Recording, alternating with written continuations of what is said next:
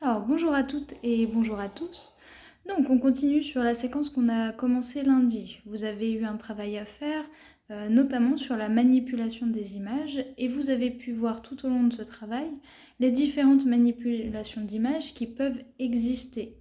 Donc par exemple, vous avez pu constater que une image en fonction de son cadrage va pouvoir raconter une histoire différente à chaque fois. En l'occurrence, c'était l'image avec les 3 soldats.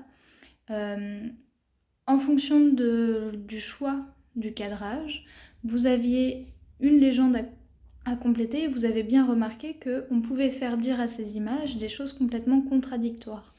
Donc le cadrage va permettre de modifier ou en tout cas de choisir l'histoire qu'on va vouloir raconter à partir de l'image. C'était le cas par exemple avec la photo de Lady Diana dans le bateau. Le cadrage et le zoom opéré sur la photo faisaient qu'on avait l'impression que Lady Diana se trouvait seule en compagnie d'un homme et qu'ils étaient sur le point de s'embrasser. Or, quand on avait le plan large, on voyait qu'il n'était pas seul sur le bateau et que la position de la tête de cet homme avait été modifiée. Donc le cadrage est vraiment quelque chose d'important pour pouvoir raconter une histoire à travers une image. C'est également le cas lorsqu'on regarde les différentes images choisies par les deux camps qui s'opposent dans la guerre. L'une va proposer une image positive de la guerre, quelque chose qui montre la force, la puissance, tandis que l'autre camp va montrer le côté des victimes, la tristesse provoquée par la guerre. Donc on a des points de vue qui vont être différents en fonction du choix des images, pour parler de la même chose. Vous aviez aussi les manipulations qui concernaient Angela Merkel. Donc c'est pour montrer que la manipulation peut être positive. Attention, vous êtes certains à avoir compris l'inverse de cette photographie. La manipulation a été de retirer la tache de transpiration, donc pour donner une image positive de la chancelière. On peut discuter de l'utilité de cette manipulation d'image. En tout cas, on peut manipuler l'image dans un but bienveillant, positif.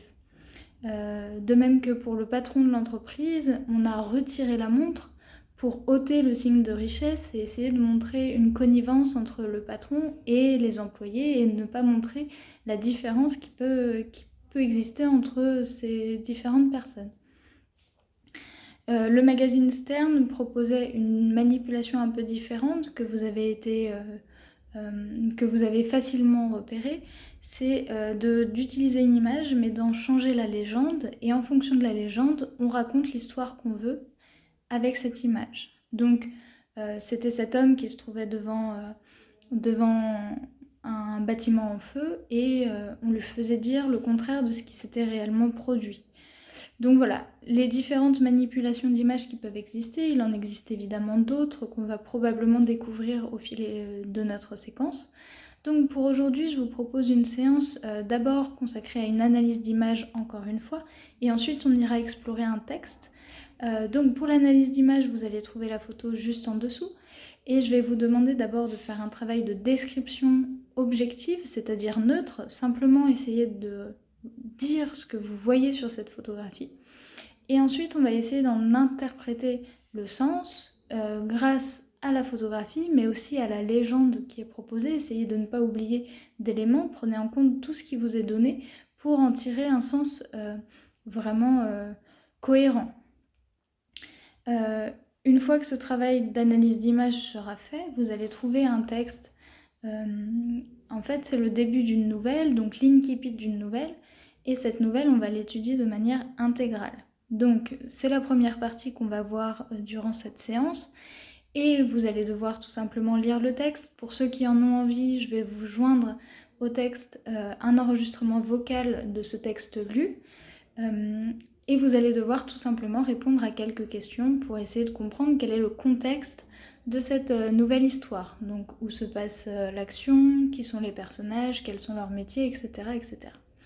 Et le but, c'est, à travers tous ces exercices que vous aurez faits, d'essayer de comprendre quel est le métier qui est mis en avant par tous ces documents et de compléter le bilan qui se trouve tout à la fin. vous allez trouver un certain nombre d'indices pour répondre à cette dernière question tout au long de la séance. Je vous souhaite à tous un bon courage et on se retrouve demain pour le prochain cours.